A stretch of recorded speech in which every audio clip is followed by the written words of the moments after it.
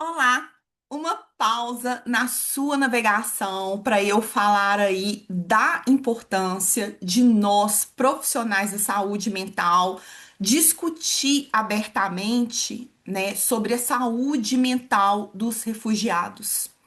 E eu decidi fazer este vídeo sobre este tema porque quando a gente pensa ou quando a gente vê assim na mídia falando alguma coisa sobre refugiados, a gente sempre vê algo relacionado aí à política, né, à legislação, né, a situação que fez a pessoa, um grupo de pessoas serem refugiados, mas é muito difícil a gente ouvir falar da saúde mental dos refugiados.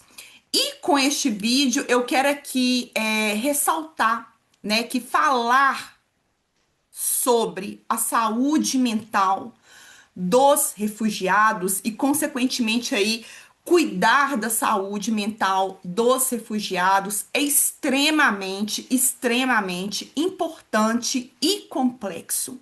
E por isso eu acho que a gente assim deve iniciar esse diálogo através aí, né, do diálogo, de expor, né, as questões relacionadas à saúde mental e aos refugiados. Então, essa é a intenção aqui deste vídeo. E só um parênteses antes aí da gente iniciar, eu tô resumindo assim, fazendo um super resumo desse tópico, né, saúde mental e refugiado, porque, de novo, é um assunto extremamente complexo, com várias camadas, mas enfim, é só para a gente aí iniciar uma reflexão, uma conversa, e enfim, a gente tem que começar de algum jeito, né? Bom, falando em começar, eu vou começar esse vídeo fazendo aí umas perguntas para você que está me assistindo ter uma noção ou se imaginar no lugar de um refugiado. Então eu gostaria aí que você que está me assistindo agora se imaginasse nessa situação. Você tá aí morando no Brasil, você tem sua vida, sua família, seus amigos, seu trabalho, você tem aí seus planos para o futuro e de repente você se vê aí na situação de que você tem que deixar o Brasil. Você é obrigado a deixar o Brasil para a sua sobrevivência e ou para a sobrevivência da sua família. Não é que você planejou sair do Brasil, ou que você sempre quis, ou que você quer sair do Brasil. Você tá aí na sua vida vivendo tranquilo e de repente você é obrigado a deixar o Brasil. Você aí e sua família, ou então só você. Imagina aí você nessa posição. E vamos adiante, vamos um pouquinho mais à frente. Você chega aí no novo país, depois de ter sido obrigado a deixar o Brasil para sobreviver, você chega aí nesse novo país e você não se sente seguro e você não se sente bem-vindo. Então, imagina aí o seu dia a dia num país que você provavelmente não tem o conhecimento da língua, não conhece pessoas e você não se sente seguro e bem-vindo neste lugar. Vamos mais um pouco adiante. Imagina que você chega neste país novo e você não consegue manter o padrão de vida que você tinha no Brasil. O seu padrão de vida, ele vai diminuir. Porque você aí, as suas experiências, né, a sua carreira, a sua qualificação acadêmica, ela não vai ter o mesmo valor que ela tem no Brasil. Então, o seu padrão de vida, ele vai diminuir. E aí, imagina que você está neste novo país e você vive aí no meio de tanta incerteza que você não consegue fazer planos para o futuro. Então, vamos supor, esse país novo aí que tá te acolhendo, ele começa a mudar as leis para refugiados. E aí, como que você vai planejar, por exemplo, a sua aposentadoria? Como que você vai ter aí a motivação, por exemplo, para comprar um carro, comprar uma casa, sendo que você aí vive diariamente numa incerteza. Enfim, gente, esse exercício, essas questões que eu trouxe, né, elas simplificam ou resumem a situação de um refugiado. É um super resumo, né? E eu acho que isso dá pra gente aí iniciar a conversa, né, da importância da saúde mental para os refugiados, né? E vamos lembrar aí que tem alguns casos, né, que basicamente, imagina você aí tendo que implorar para morar num país, tendo que a todo momento justificar o porquê que você merece morar naquele país. Imagina aí você não podendo voltar no seu país de origem nunca mais.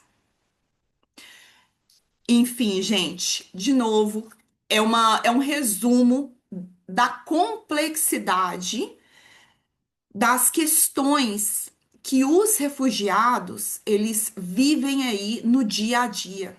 São questões reais que os refugiados enfrentam. O refugiado, termo, né, refugiado é uma posição legal, tá? E é um termo sombrinha. Esse termo refugiado, ele é utilizado para descrever populações que foram obrigadas a deixar o país de origem, tá? Basicamente é isso, é uma posição legal, é um termo sombrinha usado para descrever populações que foram obrigadas a deixar o país de origem. De acordo aí com as Nações Unidas, em maio de 2022, mais de 100 milhões de pessoas, 100 milhões, foram forçadas, foram obrigadas a deixar o país de origem. Mais de 100 milhões de pessoas, elas passaram aí a assumir essa posição legal de refugiado. E aí você me pergunta, mas Thalita, quais são essas situações que podem fazer com que uma pessoa ou um grupo de pessoa vire um refugiado? São várias situações, por isso aí que a gente tá falando num termo sombrinha, tá, gente? Aqui, a primeira que vem na nossa cabeça é a guerra, né? Mudança climática, desastre, perseguição individual, né? Então, por exemplo, aí uma pessoa ela se opõe à política do país de origem dela, ou perseguição, por exemplo, coletiva. Então, vou dar um exemplo aqui sem que o YouTube não, como é que fala? Não barre meu vídeo. Então, vamos supor, pessoas aí que praticam determinadas religiões, pessoas aí que assumem,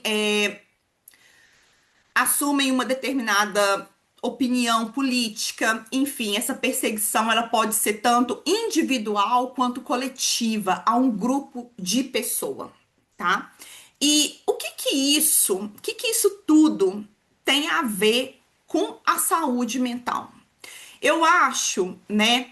Eu espero que as perguntas que eu fiz no início do vídeo, deste vídeo, elas tenham trago aí uma primeira impressão, né, de como essas questões, esses problemas afetam a saúde mental, né, de uma pessoa. Mas, falando aqui, basicamente, A saúde, quando a gente fala da saúde mental do refugiado, a gente está falando de um trauma individual, uma experiência extremamente traumática individual. Eu não vou aprofundar neste vídeo aqui, mas o trauma, né, ele tem efeitos aí no corpo da pessoa, né, no cérebro da pessoa, enfim. Eu tô falando de uma experiência traumática individual e isso vai virar um trauma coletivo, porque mesmo, né, que a pessoa é refugiada por causa de uma perseguição individual, por exemplo, isso vai gerar um trauma coletivo no grupo de pessoas aí que tem contato com o refugiado. Então, a gente está falando de uma experiência traumática individual, de um trauma coletivo,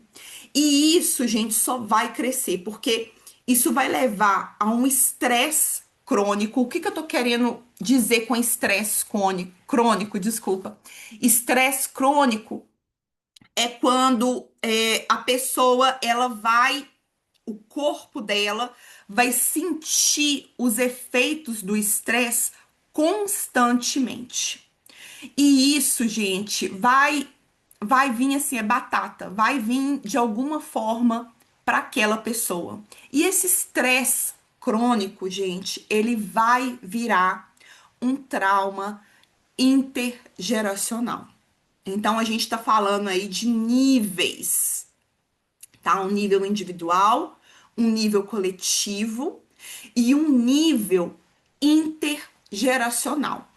Um exemplo aqui de trauma intergeracional teve uma pesquisa, só um parênteses, tá? Teve uma pesquisa interessantíssima e essa pesquisa ela foi replicada, tá? Com grupos de estadunidenses pretos e foi verificado, né, que esse grupo de indivíduos, eles aí produzem mais lágrima. Os olhos deles produzem mais lágrimas. Isso daí a gente pode falar que é uma maneira do corpo expressar o trauma intergeracional. A gente tem que lembrar também, né, que falando aí em pesquisa, existem aí várias pesquisas, tá? Pesquisas sérias, pesquisas aí que foram replicadas, que indicam que pessoas em situação de risco, como os refugiados, eles vão ter sim uma chance muito maior de desenvolver desordens mentais. E essas pesquisas, elas foram assim, tão bem sucedidas que a Organização Mundial de Saúde, a OMS, atualmente ela reconhece que os refugiados e pessoas aí que foram afetadas por conflitos, foram afetadas por guerras, elas têm sim maiores chances de desenvolver desordem mental. E o que que eu tô chamando aqui de desordem mental? Eu tô falando, né? Eu falei já do trauma, né? O trauma complexo. Mas eu também vou falar aqui como desordem mental, ansiedade, transtornos de ansiedade, depressão, desgosto pela vida, esquizofrenia, estresse crônico e também desordem de conduta. Eu tô aqui dando apenas alguns exemplos para vocês compreenderem quais são os tipos de desordens mentais que os refugiados aí têm maiores chances de desenvolver comparado, por exemplo, a quem não é um refugiado. E, gente, isso tudo, né? O desenvolvimento dessas desordens mentais vai sim afetar o país que está acolhendo esses refugiados. Eu acho que é muito inocente, né? Seria muito inocente da nossa parte achar que a saúde mental do refugiado não vai afetar o país que acolhe os refugiados. Muito pelo contrário, afeta muito. Vai afetar, obviamente, não só a política, né, mas vai afetar a saúde pública do país que acolhe, vai afetar aí o sistema educacional, vai afetar aí a economia, né? Porque se não tratada, fica muito difícil para essas pessoas aí produzirem, né? Irem trabalhar, ter motivação aí para produzir na sociedade. E claro, isso também vai afetar as pessoas que convivem com os refugiados. Então, gente, de novo, essa foi um pequeno resumo, bem introdutório, que eu gostaria de destacar e justificar o porquê que, na minha visão, o cuidado da saúde mental dos refugiados, ele é tão importante quanto as regulamentações legais para os refugiados. Eu particularmente acredito que a gente não pode aí falar da regulamentação legal, né, do refugiado, sem falar do cuidado da saúde mental desse grupo de indivíduos. Eu espero aí que tenha ficado um pouquinho claro para você sobre a complexidade desse tema e eu espero aí que você tenha entendido, curtido esse vídeo. Se você gostar aí deste vídeo, ativa, como é que fala, dá o joinha. E eu te convido para assistir os outros vídeos do meu canal e se inscrever se você gostar, né? E divulgar aí para seus amigos, seus familiares, porque a intenção é a gente ter aí essa reflexão, esse papo sobre a saúde mental, né? E mostrando aí, né, que a saúde mental é política, né? Bom, gente, é isso. Eu agradeço assim imensamente por você ter ficado comigo, feito essa pausa na sua navegação e até a próxima. Tchau.